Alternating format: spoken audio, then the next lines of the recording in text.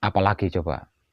Selanjutnya, setelah ini, saya kasih kesempatan buat panjenengan. Praktek tentang apa coba? Tanyakan. Kemarin kayaknya ada pertanyaan. Kalau nganggur nggak punya pekerjaan bagaimana Pak Web? Kayaknya ngono-ngono ya wingi. Oh, memoriku sih normal loh.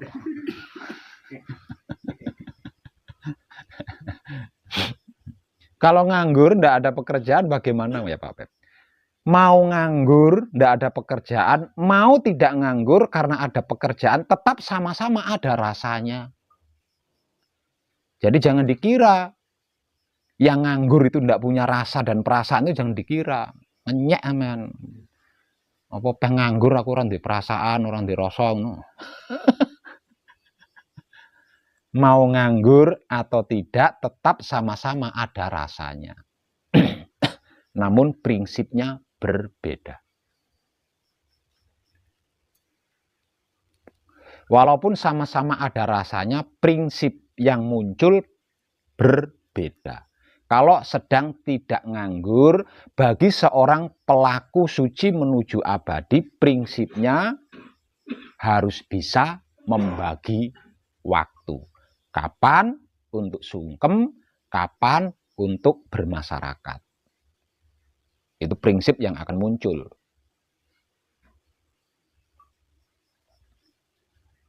Tapi kalau di saat nganggur, tidak ada pekerjaan, prinsip yang akan muncul bisa dipastikan. Berarti Romo benar-benar memberikan seluruh waktuku untuk patrap samadhi.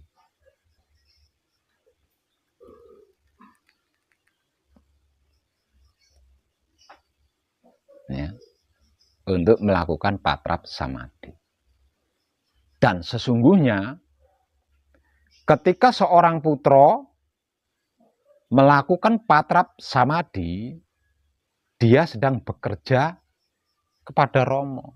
Dan Romo berkata, barang siapa jika engkau melakukan lebih dari sekedar yang engkau lakukan, aku akan membayar mahal. Jadi jangan pernah beranggap bahwa patrap samadhi itu Romo tidak akan membayar.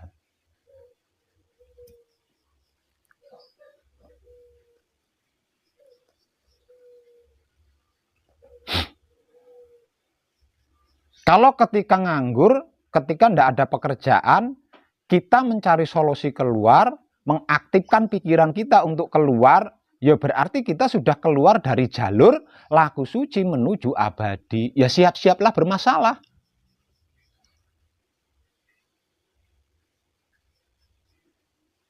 Pertanyaan tentang kalau nganggur tidak ada pekerjaan bagaimana Pak Web?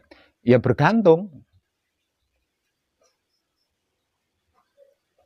Pertanyaan itu kan sama halnya agar supaya tidak nganggur kan, dapat pekerjaan kan, ada pekerjaan. Lah, maksudnya bekerja ini apa dulu gitu? Apa dulu maksudnya bekerja ini apa dulu? Ya supaya mendapat penghasilan loh Pak Web. Lah wong saya nggak kerja aja dapat penghasilan. Alasan apa? Hah? Alasannya apa?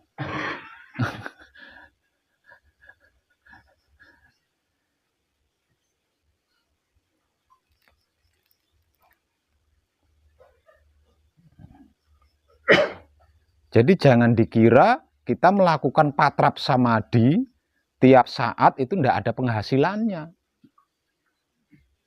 Wakeh penghasilannya akeh.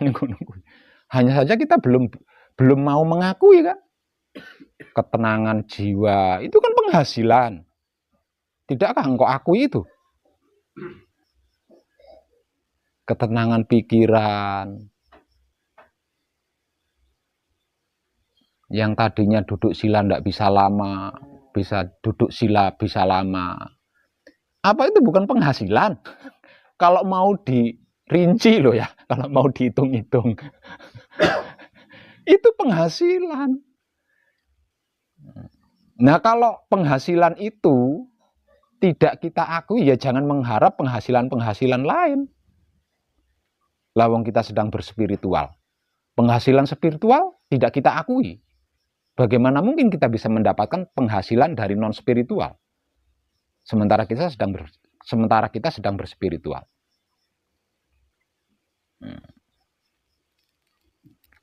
Kira-kira ngono ora?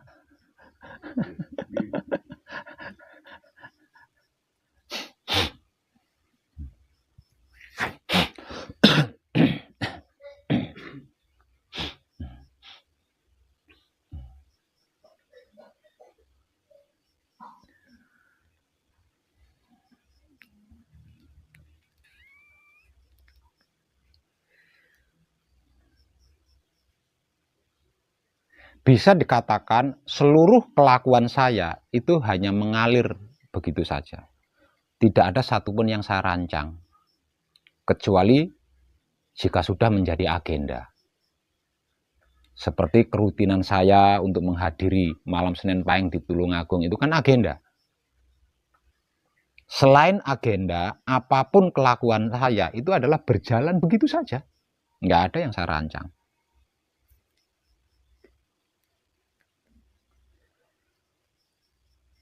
Nah, harusnya seluruh pelaku suci menuju abadi itu seperti itu. Gitu. Harusnya seperti itu. Dengan begitu, kita bisa menikmati seluruh rasanya kelakuan. Kemungkinan rasanya kelakuan terlewati oleh kesadaran cinta kasih sayang kita, itu sangat tipis.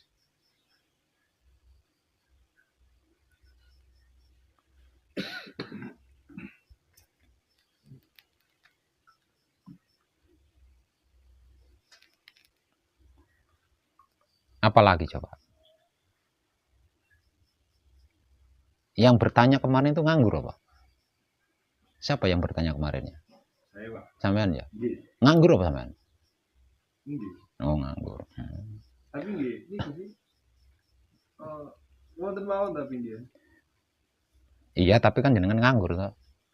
Dilihat orang, Pak. Lah iya, dilihat orangnya kan nganggur, tapi di luar pengetahuan orang kan jenengan punya kegiatan kan aslinya. Nah, jadi ketika mengalami nganggur seperti itu, ya bukan cuma nganggur, toh apapun itu loh, apapun itu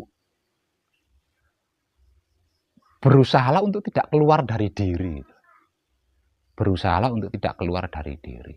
Karena apa? Karena apapun itu yang ada di luar diri kita, kuwi mung bayangan, sing asli ki ana ning jero. Yang asli itu ada di dalam diri kita. Itu hanya pantulan dari apa yang ada di dalam diri kita. Seluruh yang ada di luar itu hanya pantulan dari apa yang ada di dalam diri kita. Jadi apapun itu jangan berusaha keluar, tapi masuklah ke dalam. Apalagi menggunakan pikiran. Tidak dilarang menggunakan pikiran, lawang itu pikiran-pikiran kita sendiri. Toh pikiran itu kan ada. Nah, adanya pikiran itu kalau bukan untuk digunakan untuk apa? Tidak ada larangan menggunakan pikiran itu, tidak ada. Tapi gunakanlah untuk ke dalam, jangan gunakan untuk keluar. Karena kalau kita gunakan untuk keluar, yang kita dapatkan adalah semu, bayangan. Nah, kalau kita mengejar sesuatu di luar, sama halnya kita mengejar mahkota mayangkara. Mahkota itu lambang, mayang itu bayangan, kara itu semu. Mahkota mayangkara berarti mengejar lambang, bayangan, semu. Kesel.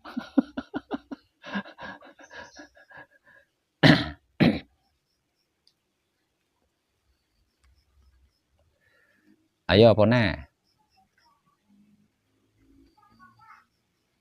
Kalau ditipu, Pak. Dalam? Cara menyikapi ditipu. Wah, kuwi malah cowet rasane kuwi. Lah iya. Artinya lebih gampang kan. untuk menikmati, untuk bisa menikmati rasanya kan lebih gampang itu prakteknya. Ketika kita ditipu, kecewa, pokoknya misalnya rasanya kecewanya kan wih, kawedi. Misalnya sakit hati, oh kan kawedi. Padahal hati itu kan Allah orang nek sakmene. Tapi ketika mengalami ditipu, hati ini bisa besarnya bisa berubah melebihi dunia loh. Nganti kebek dodone kan. Artinya untuk bisa menikmati rasanya kita lebih mudah atau lebih gampang. Solusinya diapa, Pak? Solusinya gitu. Dimatur suwuni. Ditipu. Bukan dibalas gitu. Lah jenengan sengaja bersedekah belum tentu bisa. Oh, gitu. Ya, jenengan berniat sengaja mau bersedekah belum tentu mendapat restu dari Tuhan. Nah, itu tanpa kita niati, tanpa kita rancang, Tuhan mengizinkan panjenengan bersedekah. Ya. Tapi karena tidak disengaja kan jenengan ngertine ngutangi. Ya, ngertine kan ngutangi, ngertine. Karena tidak disengaja sih, di luar rancangan.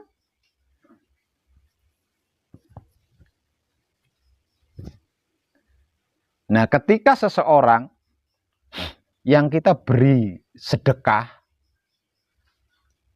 melakukan kelakuan yang kita tidak suka, pasti otak kita akan menyimpulkan, ditipu aku. Nah, karena apa? Karena melakukan kelakuan yang kita tidak suka. Yang kita tidak suka. Otak kita mencernanya atau otak kita merekamnya, nipu aku wong kae. Padahal sesungguhnya kita adalah bersedekah. Aslinya ngutangi atau memberikan utang atau memberi sesuatu yang orang lain butuhkan. Ini terlepas dari orang lain itu benar-benar membutuhkan atau tidak loh ya. Sesungguhnya kita itu bersedekah. Dan jangan remehkan tentang sedekah ini. Jangan remehkan tentang sedekah ini. Karena sedekah adalah makna lain daripada cinta kasih sayang Tuhan. Jadi salah satu bentuk cinta kasih sayang Tuhan adalah sedekah.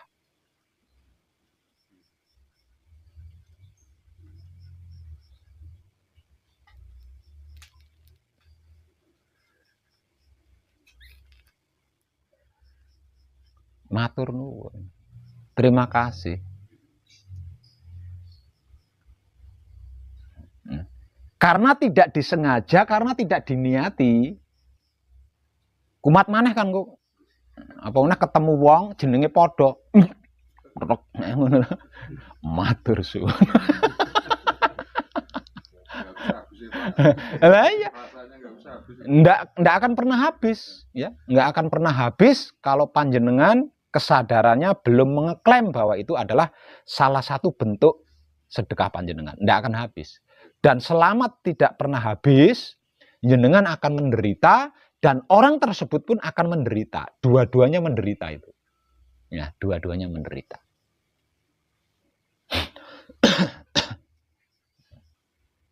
Tapi kalau bisa selesai, jenengan sembuh, dianya juga akan sembuh. Dianya akan sembuh.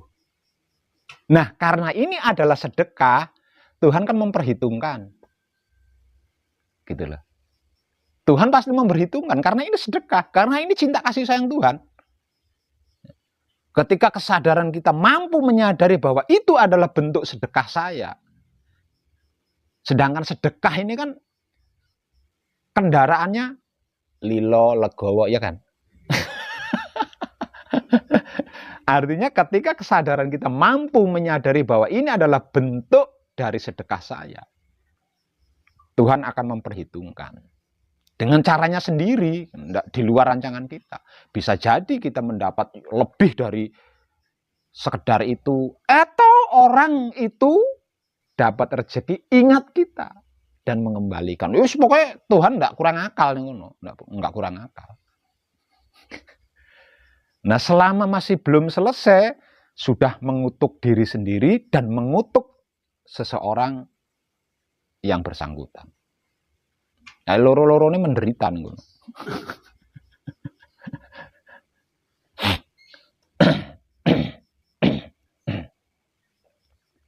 Sesungguhnya kita itu sering mengalami ditipu, itu sering.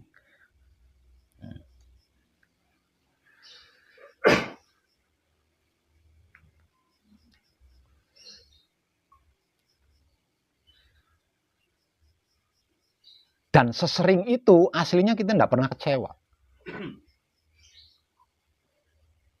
Aslinya kita tidak pernah kecewa. Kenapa ketika judulnya uang? Tapi kenapa ketika judulnya uang? Tapi kenapa ketika judulnya harta benda bisa kecewa? Ayo. Padahal aslinya kita itu sering mengalami penipuan, mengalami ditipu itu kita sering. Dan sesering itu kita tidak pernah kecewa, tidak pernah sakit hati. Tapi kenapa ketika judulnya uang, judulnya harta benda, kita mengalami sakit hati?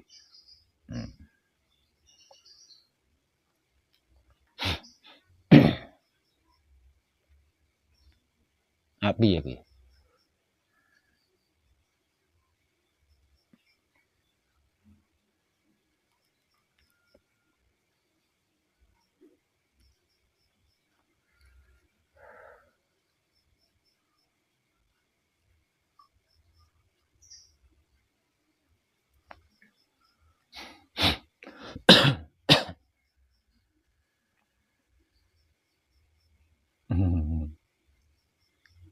Di sini kita bisa dari sini kita bisa mengetahui. Mohon maaf, dengan seperti itu berarti sesungguhnya selama ini itulah yang kita tuhankan. Itulah yang kita tuhankan. Makanya ngenok, ya kan? Makanya ngenok.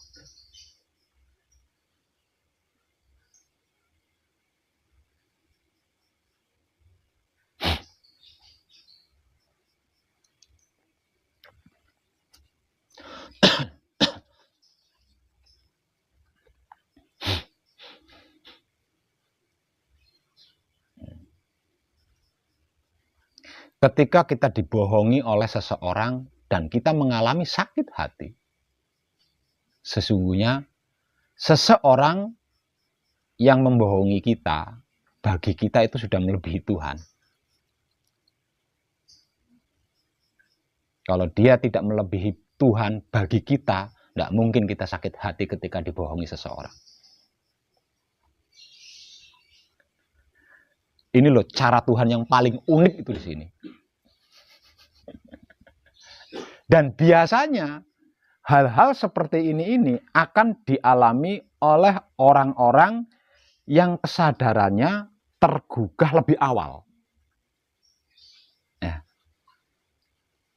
Hal-hal seperti ini biasanya itu akan dialami oleh orang-orang yang kesadarannya tergugah lebih awal.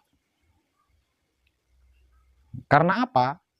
Karena ketika kesadaran seseorang itu tergugah,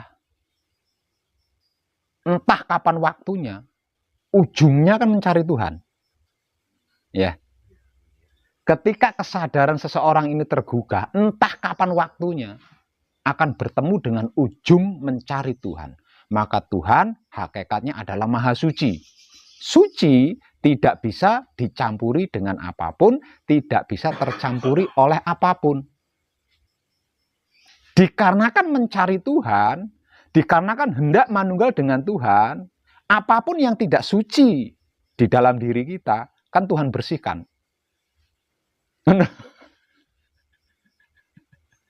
Makanya jangan heran kalau mengalami dibohongi, ditipu. Itu karena itu cara Tuhan membersihkan kita. Ini tidak akan dialami oleh orang-orang yang kesadarannya tidak tergugah sejak awal. Katakannya, maksud saya itu kesadarannya belum tergugah. Tidak ada tanda-tanda kesadarannya tergugah gitu loh. Bahkan seorang religius sekalipun. Ya. Bahkan seorang religius sekalipun. Misalnya saya seorang ahli agama. Yang namanya orang ahli agama kan sudah pasti hafal dalil, hafal firman, hafal ayat kan. Uang saya ditipu, katakanlah. Awalnya ya nggak ngerti, kalau tahu ditipu ya nggak mau lah. Karena nggak tahu kan, enjoy aja. Lama-lama ada pengkhianatan alias ditipu kan. Nah, karena saya seorang religius, ya saya relakan deh. Anggap saja itu adalah sedekah dari saya, amal dari saya.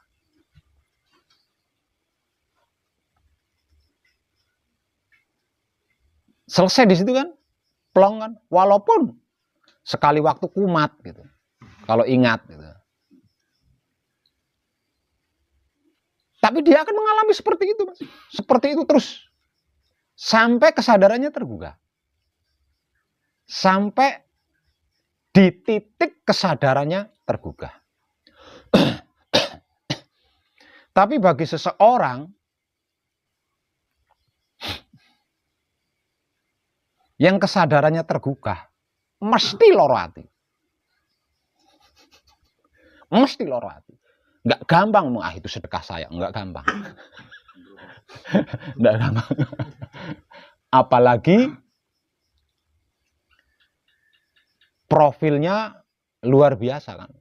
Katakanlah apa perjanjian prosesnya katakanlah luar biasa. Itu nggak gampang. Sakit hati. Nah, sakit hati ini kan sesungguhnya sedang membersihkan singgasana Tuhan yang kedua. Ya, Baitul Muharram kan. Semakin sakit hatinya karena ditipu, semakin bersih itu.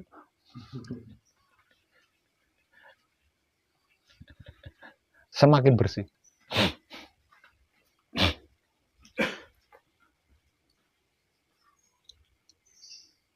Dan ketika dia bertemu oleh seseorang yang bercerita tentang hal ini, sesungguhnya selesai di situ.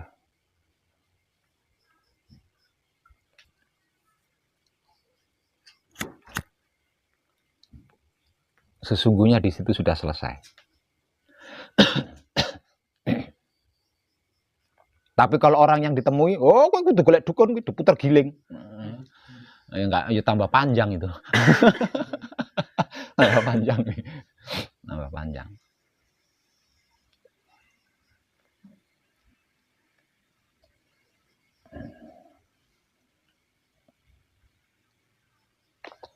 Apapun alasannya, kita berangkat dari awal berkeyakinan agama. Apapun alasannya, kita semua berangkat dari awal keyakinan agama.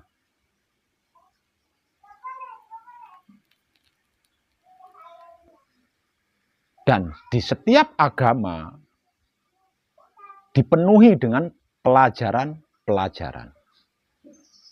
Namun pelajaran-pelajaran di dalam agama ini bisa saya katakan 95% itu tidak dipraktekkan oleh orang-orang yang beragama. Misal contoh tentang hutang.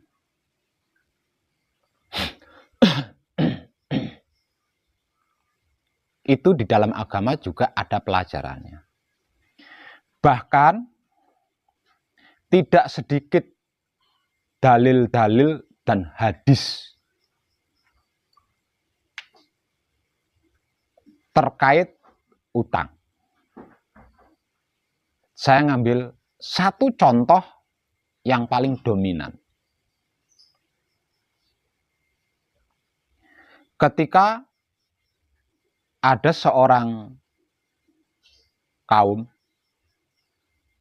datang kepada Nabi, lalu bertanya,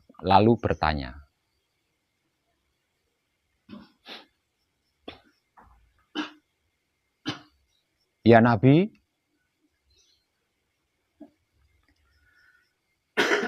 aku meminjamkan hartaku kepada seseorang, karena seseorang itu meminjam sebagian hartaku.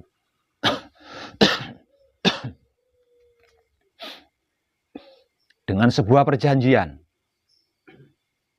sekian bulan akan dikembalikan. Namun sudah lewat dari perjanjian yang sudah disepakati, hingga berulang-ulang orang tersebut masih belum mau mengembalikan pinjamannya. Sesungguhnya saya kecewa, ya Nabi. Namun dikarenakan aku beriman, aku takut kalau itu akan menjadi dosaku. Lalu apa yang harus aku lakukan ya Nabi?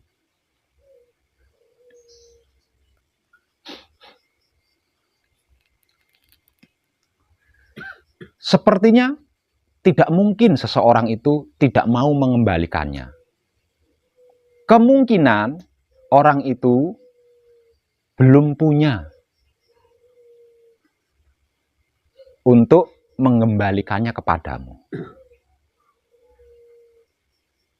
Jadi, doakanlah orang tersebut agar mendapat rezeki dari Tuhan dan dia menjadi punya untuk mengembalikannya kepadamu.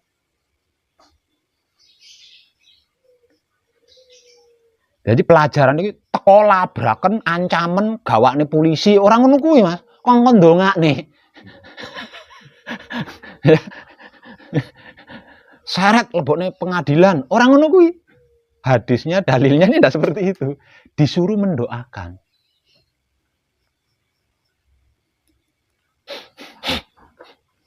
Nah, piye? Awake dhewe gak ngutangke apa wae ning wong seminggu meleset janjine wis bendina limit dalane diliwati nggo parang nggo warit walah wis artinya nggak ada prakteknya gitu loh. Pelajaran yang terdapat di dalam agama ini nggak ada prakteknya kan, misalnya seperti itu.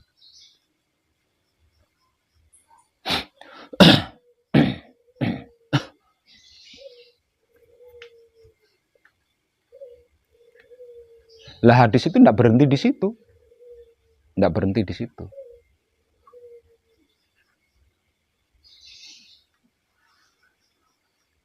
Di antara kalian yang kemungkinan juga mengalami hal yang sama, lakukanlah hal yang sama. Dan seandainya kelak kalian kedatangan saudara yang berkata utang padamu, maka sejak awal itulah bagikan doamu kepadanya. Agar dilancarkan rezekinya, sehingga dia tepat janjinya untuk mengembalikan hutangnya. Ini pelajaran agama ini.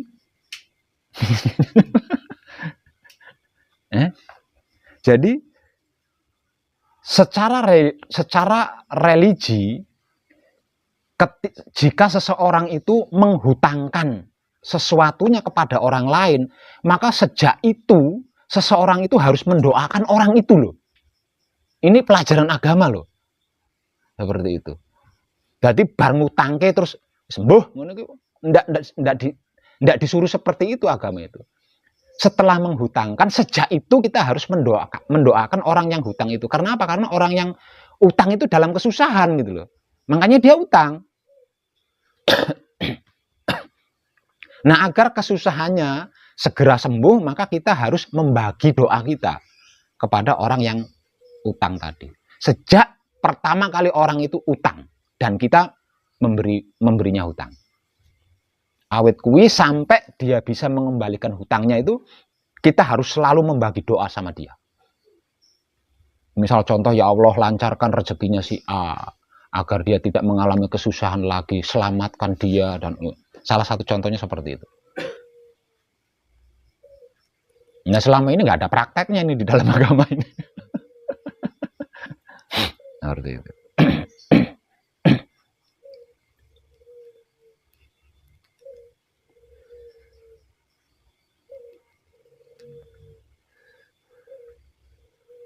Lalu bagaimana dengan utang piutang rentenir Pak Web? Itu di dalam agama nggak diajarkan, jadi saya nggak bisa ngomong. Nggak bisa ngomong. Agama nggak mengajarkan itu. Mengajarkan utang 10.000 balik 12.000, nggak mengajarkan seperti itu. Mendapatkan rezeki yang tidak jelas saja agama mempermasalahkan. Apalagi itu jelas kan.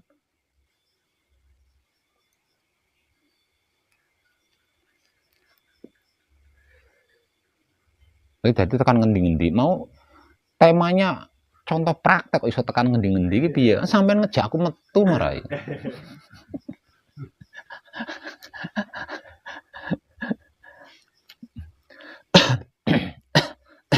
Ayo praktek apa lagi? Monggo. Barangkali ada pertanyaan.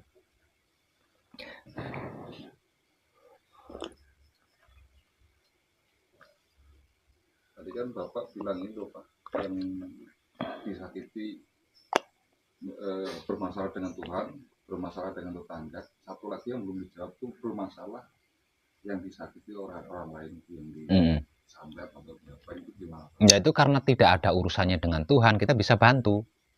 Gitu. Kalau nggak ada kaitannya dengan Tuhan, kita bisa bantu.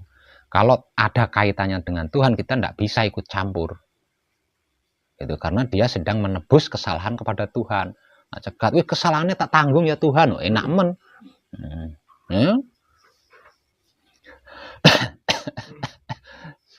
Nabi saja tidak bisa menolong pamannya.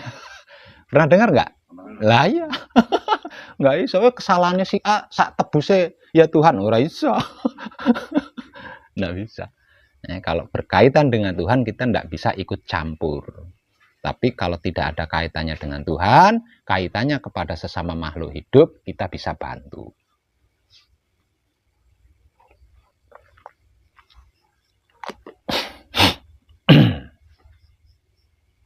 Apalagi? Yang Rahman, ada pertanyaan? Barangkali mau bertanya caranya bertemu dengan Syekh atau Sunan Gunung Jati bagaimana Pak Web? Enggak.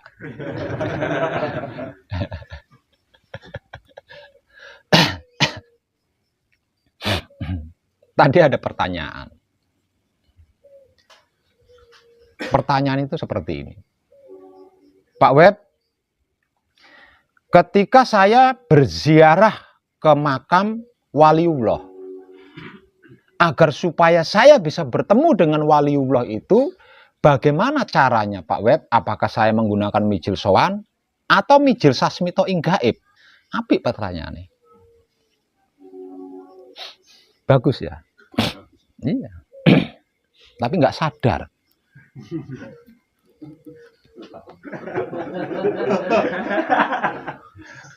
Kenapa saya katakan nggak sadar? Kenapa saya katakan nggak sadar? Waliullah, bahasa kitab itu, waliullah. Kalau harus diterjemahkan berarti kekasih Tuhan.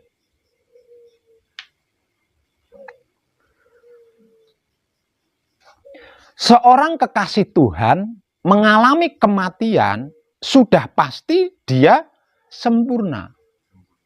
Kembali kepada asal-usul sangkan paraning dumadi. Ya.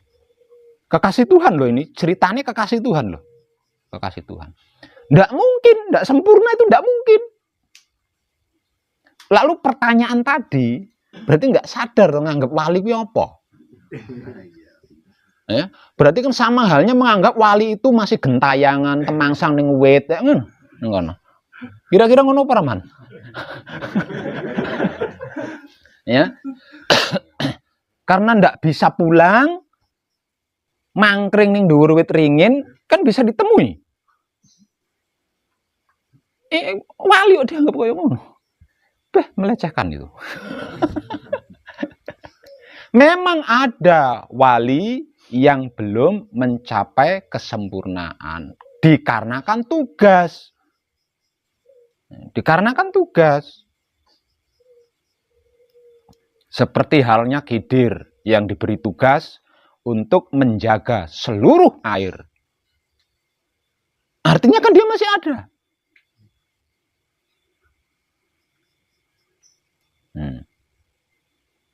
Terus Sunan Kalijogo yang diberi tugas menjaga sumber mata air tawar.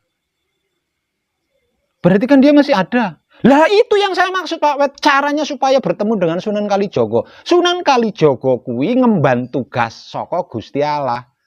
Mengemban tugas dari Tuhan. Kata-kata mengemban tugas dari Tuhan berarti Sunan Kalijogo itu kan ngene karo Gusti Allah kan? Sama Tuhan. Lah kita sudah bisa begini belum? Sama Tuhan. Nah kalau kita sudah bisa begini sama Tuhan seperti Sunan Kalijogo, kecil bertemu sama Sunan Kalijogo. Nah kalau belum bisa seperti ini sama Tuhan, mau ketemu sama Sunan Kalijogo, ya entute tok paling.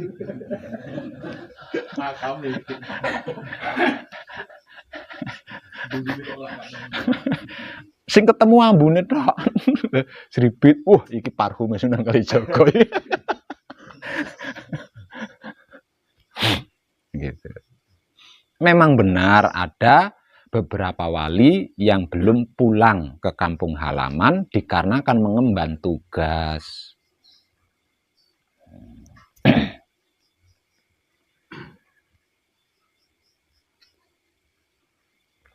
Nah, untuk bisa bertemu dengan mereka, ya kita harus satu makom, satu dimensi.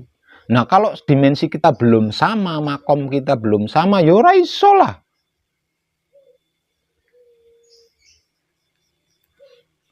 Lah dengan menikmati rasanya seluruh kelakuan yang kita lakukan dengan kesadaran rasa cinta kasih sayang Romo, ini sudah melampaui seluruh dimensi. Artinya jangankan Sunan Kalijogo, jangankan Abi Kitir, lalu wong Gusti Allah iki. Hah?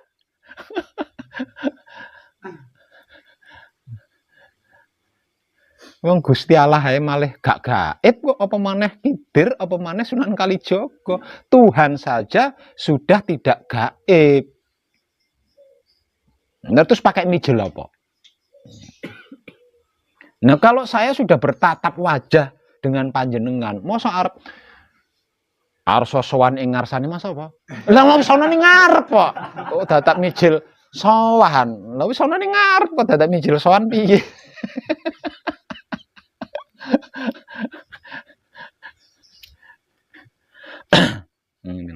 Tadi kan sudah saya ungkapkan ya.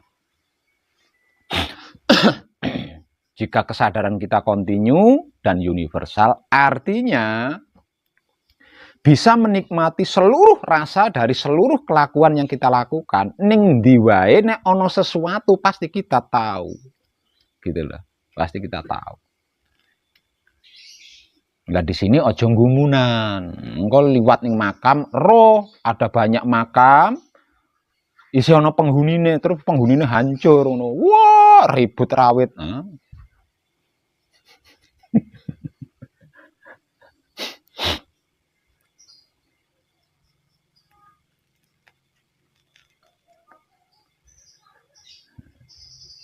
Itu sudah melampaui gitu ya, sudah melampaui.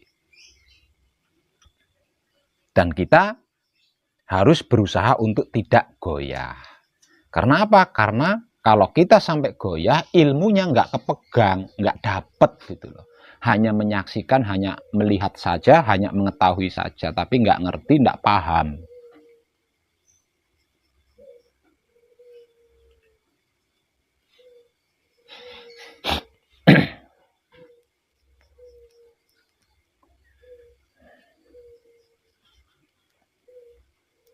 Apa nih?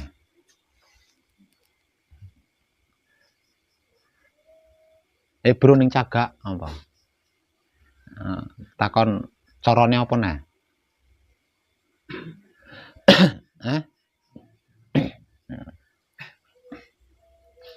Cara menikmati rasa. Cara menikmati rasa. Maksud yang kayak yang kecil gitu, rasanya itu masih rasanya belum cara menikmatinya itu. Yang panjenengan rasanya adalah, yang panjenengan nikmati adalah rasanya kelakuan panjenengan. Nah, ketika panjenengan menikmati rasanya kelakuan panjenengan, ketika kelakuan panjenengan itu bersentuhan dengan apapun, menimbulkan rasa. Nah, jadi secara awam yang dinikmati itu pergerakan kita gitu loh. Nah, kalau setiap pergerakan kita ini kita nikmati rasanya, nah ketika pergerakan kita nyentuh asbak yuk kroso rasanya ini kroso gitu, ada, ya, ada. Gitu. Sederhana sekali. Iya, hasilnya sederhana. Jadi jangan berpikir apa yang kita sentuh, apa yang jangan ke sana gitu.